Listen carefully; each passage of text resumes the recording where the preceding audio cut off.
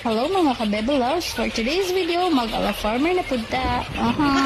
Natakaroon diri sa farm mga ka-Bebe Loves. So kung napansin ninyo, mo niya mong first na tent para sa atong mga Bebe Loves, no? So nag-start kita as tent lang sa gyud. So good for 270 heads to among start atong mga ka-Bebe Loves. RTL to siya nga mga Bebe Loves. Then during transit, so na-adjure namatayan. So mga to 40 na lang gid na heads ang nabilin sa ato ang mga Bebe Loves. So mo to padayon lang hapon ta. So laban jud, laban bayat. For the go oy. So kina gabaktas-baktas lang gid ta kay mangita tag eggs kasi naday diri no.